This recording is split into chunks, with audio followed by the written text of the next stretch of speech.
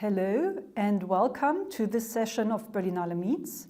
My name is Christina Nord. I'm the head of the Berlinale Forum, an independent section of the festival run by the Arsenal Institute for Film and Video Art in Berlin.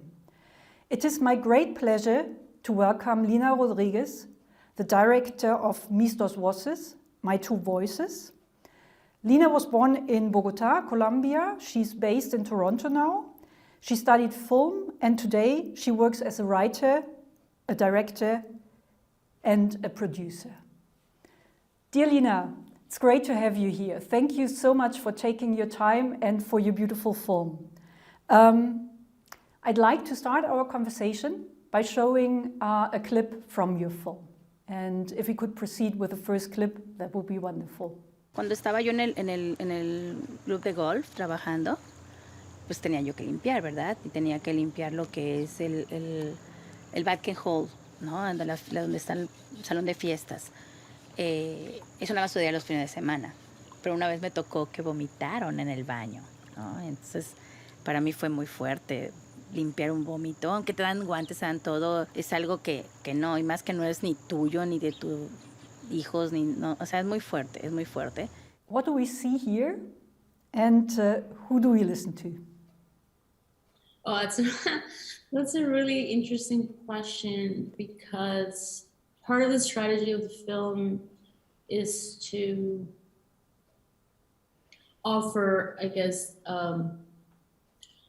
like text and subtext at different times. So we have an image of, as everybody saw, of a woman sanding a piece of wood. But to answer who we hear, one of the things that I tried to do with the film was not to sort of provide a direct understanding of who speaks when. So for me to answer your question would be to betray my own film right now. But the film follows three Latin American women. And what I tried to do was to just try to assemble the voices as a choir, not to make them hard to access, but to actually help us connect to their voice, connect to the soundscape, and connect to the image simultaneously, because part of the film is exploring the journey of immigration, which is a journey that I share, even if it's not directly my story. So I was trying to avoid providing knowledge or certainty or location. So I didn't want people to feel located or situated both in a space, but also in the understanding of who someone is. So exploring ideas of, I guess, the fluid nature of identity. I also started with this clip because I think it contains a lot of very important aspects of the film, and you already mentioned some of them. So for me, what is striking about the clip we just saw is this attention to detail, the close-up, that you don't see the entire person, but a hand doing something, working the wood, sanding the wood. And then there is more. There's like these details, for instance, the background, which is a turquoise color, and then the nail polish, which sort of like is like a reflection of this color. And maybe you could talk a little bit about these aspects of the image and why you were interested in delivering them like the way you did. Yeah.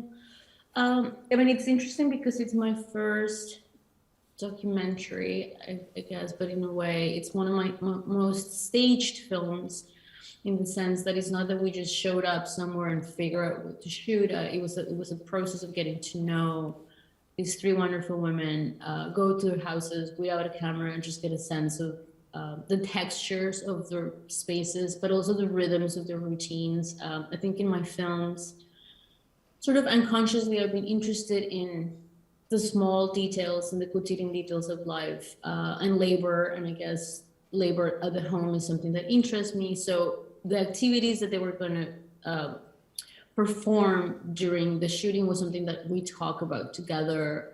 So it's not that I was just like, oh, you're doing this, let's capture it. It was very carefully staged with them. And so just focusing on hands, I knew I wanted to focus on hands. I knew that I wanted either static shots or panning shots. I knew that I didn't want to see the women's faces until a certain point of the film. So it was all very much sort of like staged and strategic. But of course, the work with them in the space, although I had been in their house before, the different women have like different personalities. It was the job of me and the cinematographer to have a plan, but we're also just kind of taking in from the moment. So the things about color that you talk about, that's part of chance. Like, I mean, the different performers have different ways of carrying themselves. So I always took that into account. But this turquoise was the nail polish that she had that day. And then obviously it's not my design, it's her own design, how she fits into her own environment. Yeah. I'd already like to watch a second clip. And if you could proceed with the second clip, please. A las 2:24 de la mañana yo me despierto por ninguna razón, simplemente me levanto y resulta que la ventana daba a un parque grande, el Parque Los Almendros, y hay unos árboles inmensos ahí. Cuando yo miro, veo exactamente a Pablo Escobar, que está parado ahí con un megáfono y varios hombres armados encapuchados corriendo por todo el parque. Él empieza a decir con un megáfono: todos a sus puestos, tomen sus posiciones, va a estallar, va a estallar. Cuando él dice va a estallar, yo me volteo y le digo a mi esposo: corre que nos pusieron una bomba. Of course, this clip is very hard in terms of what is said. And before talking about what is said, I'd like to ask a little bit about I'd like to learn more about the importance of the voiceover, because obviously the voiceover is very important in your film. And the first thing I'd be interested in is, did you record it before you shot the actual film, or was it more sort of like going hand in hand? And did you record it as an audio file, or did you record it with a camera? Since the beginning, because I was trying to find ways to open holes to our ideas of knowledge and identity, but also even my own relationship with them, of like not coming as a knower or coming to capture how I saw them. I decided to shoot images and sound separately. So the relationship that I built with them without the camera, then we came to visit with the team, then we shot over like a period of weeks, but we always shot images only. And then the conversations were shot. Sofia Ludonovich, who did sound, who's a friend of mine, who's a filmmaker. So it was Sofia, me, and the women at their houses in intimate spaces, just the three of us. Speaking of voices, Sofia doesn't speak Spanish, so her presence was really generous and open, but she actually wasn't understanding what they were saying because we spoke 99.9% in English. So the voices have, I think, this quality of a conversation that was completely separate from images, and I wanted that division. And it's interesting, this idea of voice over, because I didn't think about it, but now that I was hearing you say it, and it is a voice over, but I wanted to create a weave that is not voice over image, and it's not a voice explaining the image. It's a voice around the image, and the image is also around the voice, and then there's the soundscape that is around it, and they're all kind of more nebulous and more simultaneous. So it's once again, it's hard to locate exactly if the voice and the image and the sounds are all in the same place, which was intentional. Yeah. Obviously. I'd like to get back to something you mentioned about creating an environment which gives you a certain sense of being in a comfortable situation and being in an intimate situation, because that translates very much to the film, because the women in fact are very open. They talk very openly about their life. They share with us a lot of painful experiences, feelings, also joyful moments.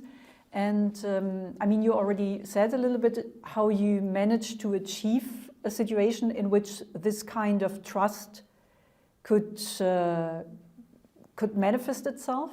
But maybe you could talk a little bit more in detail about creating a situation in which something like that becomes possible. I mean, in a way, the conversations were staged in the sense that I wasn't just showing up to ask them difficult questions, but I think the conversations are the result of our relationship, which is ongoing. And I think what's interesting about thinking about identity for anyone is that it's fluid. So who I am today might not be who I am tomorrow. And I wanted to try to honor that fluidity, both of the relationship, but also who they are, which is why it's hard to locate who's who and who speaks from where exactly. So I think, you know, it's incredible to just think about the impact of having to speak without a camera being on you. The fact that is your just voice recorded, it just has a different texture to how you feel in the space. And I think in my films, I'm always interested in how we move through space, but in this case, like how the voice feels in the space was a huge part for them to just be able to speak to me. And it was an ongoing process of just talking.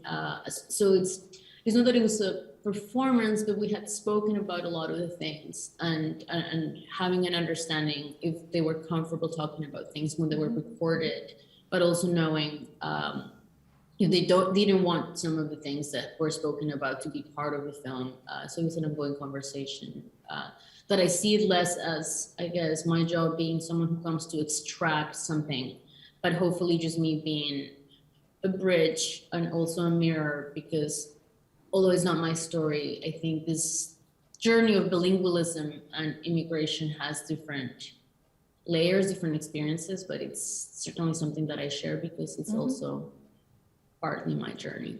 Yeah, I think what you just said about not extracting something is crucial, because that is something which happens oftentimes in documentary filmmaking, that people go somewhere and film people and then they leave and that's basically it, and they take away what they wanted to have, and once they get it they leave. And to know that it's a more mutual concept, that it's a very balanced concept that is trying to avoid the power imbalances which are a little bit inherent in documentary filmmaking, that is something I find highly remarkable. A question related to that, I mean, you mentioned that there is staging going on, and of course that the combination of the different layers, the image, the voice and the soundscape create a very deliberate artistic aesthetic setup. My question would be, to what extent do you think the three women are like part of this, or do interfere in this concept? I mean, this is going to be really interesting when we are in Berlin. Unfortunately, only two of them will be able to join us, but it will be really interesting when they talk about how they feel these rhythms and these textures, because there is an interpretation, of course. Like it was not collaborative to decide the editing and to decide the tracing of their journeys, but also their textures. I wouldn't say of like who they are, because I think the film hopefully avoids locating or situating or marking who someone is. So we don't see a face that says so-and-so a gardener. So hopefully I'm not, providing like certainties, but I think it's an interpretation. So I interpreted the rhythm of some of their daily lives, and I interpret it based on how they move and the textures of their lives and what they wear and how they wear it. In conversation with them, it was a decision to be like, can we shoot this? What can we shoot? And we decided together, but I think the weaving of these rhythms, it's definitely a decision that Brad, my partner, and I, who edited the film, it's something that we decided and we are interpreting. So it's going to be exciting to see how they I mean, they saw a cut of the film, but they've never seen it on the big screen. So that's going to be really exciting to see them, see themselves. But I think hopefully what the film offers, it's a more porous reading, that it's not locating and fixing them. That's the word I was looking for. That it's not fixing them in time and space, but it moves. I'd like to proceed with the next and last clip, which I found very beautiful and intriguing. So if we could have a look at that one, please.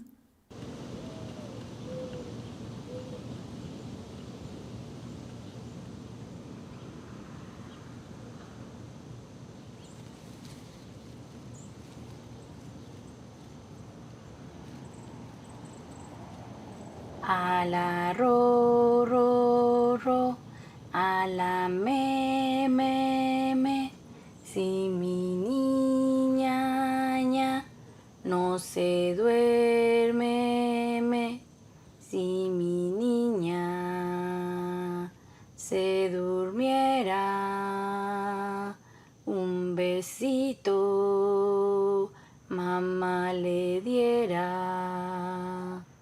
A la ro, ro, ro, a la me, si mi niña, ña, no se duerme, si mi niña se durmiera, un besito mamá le diera.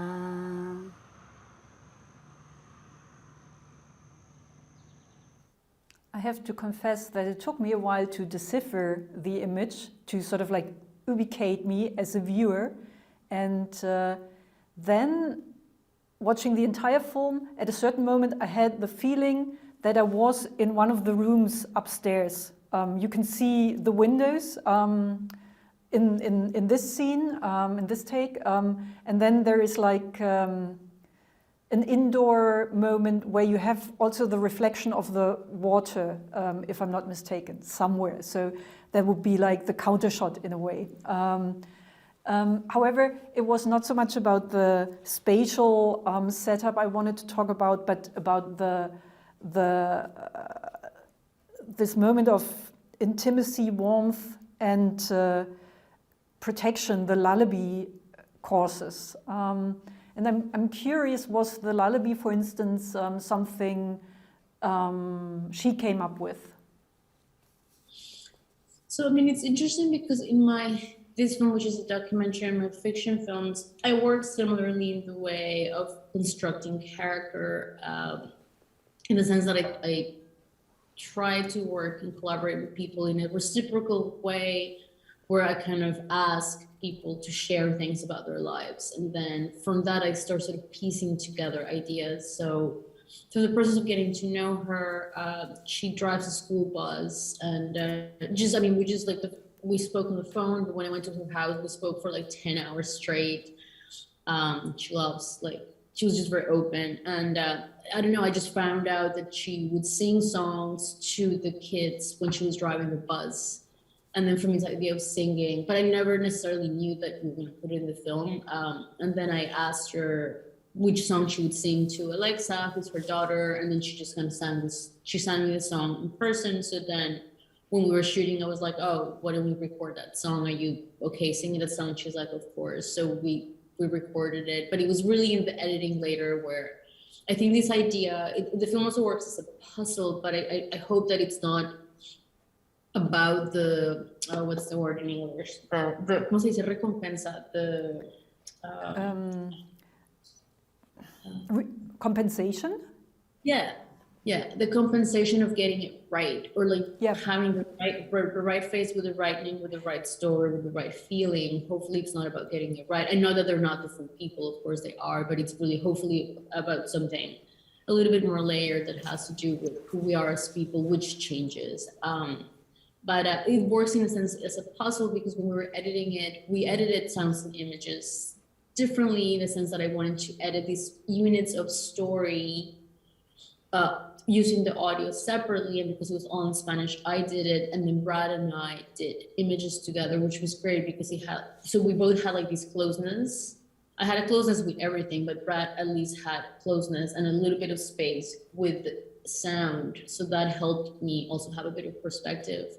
But that's the thing, like, so we were trying to think, like, here's the lullaby, and in the moment of the film where it comes after this harsh story, but also this story of someone making a decision about changing something in their lives. So yeah, I think he was always trying to use the potential of sound and image to be separate and come together and create a new meaning, and also meaning that it's not fixed, so it's not just my control. And I think as a filmmaker, although a lot of filmmaking is about making aesthetic choices and thematic choices, I'm always interested in trying to find combinations of sounds and images that open up possibilities. So it's not always linear or chronological or fixed or clear, and not to be obtuse or to bury things just to be smart or smarter than everyone else. But I just think to just give hopefully the audience some space to also make their own connections. And I think sometimes when you're hearing something and when you're hearing a lullaby and seeing this image, you might create a new image or a memory for yourself that is connected but disconnected. So I think this idea of fixed and blurry connection and connection and disconnection and location and dislocation, I don't think you only have to be an immigrant to sort of connect to that oscillation of feelings and emotions. I have one last question. I mean, I'd have many more questions, but I'm afraid we are running out of time. However, I'd like to learn a little bit more about Spanish and English, because that is something which plays a huge role in the stories the women tell, in the way they describe their life and the experience of moving to Canada. And in the very beginning, there's this moment when we learn that how hard it is when you order a burger and you don't get what you ask for, and it has already been so hard to order the burger, and then you're powerless because you can't complain, you can't say this is wrong and I wanted that, and you're like a baby that cannot express his or her desires, and I found that very, very touching, and also very super plausible when I listened to that story, but then all of them have their specific journey into speaking English, and maybe you could say a few words about this shift from Spanish to English. I mean, I think I love the possibility that we all embody. Even at the beginning of our conversation, you and I were speaking Spanish, and then it's like the Christina that speaks Spanish and the Christina that speaks German and the Christina that speaks English, and it's like I see these textures in everybody as well. And I think it's just how, I think it's a question of language and embodiment and so many different things. Like it's always fluid, and what I think is super interesting is to see the journeys of these three different women and how they embody the challenge to speak in this other voice that is also, but then it becomes your voice. And that's definitely something that the film explores, how we are inhabited. I think this idea of simultaneity and multiplicity, which I think it is a reflection of the immigrant journey, but I think also of so many different people who embody many, like we are many and we are multiple and we're always moving. And I think the way that, we face that challenge, but also in a way, sometimes it can become a fertile territory for other things. And you can also see in the film how each of them uses the challenge and the obstacle, but also the opportunity to be one, but to be many, which I think has been one of the greatest gifts, I think, of realizing or remembering that I'm an immigrant, because anytime that I forget that I'm sort of in between geographies, that I'm between emotional spaces, that I'm between times and spaces, and then I'm always trying to find the words to express what I need to express. Yeah, sometimes it's a challenge, but sometimes it's so fertile that I think, yeah, just like remembering that we're not one but many. It's a beautiful gift that they gave me through the film. Yes, definitely. I like that very much, not being one but many.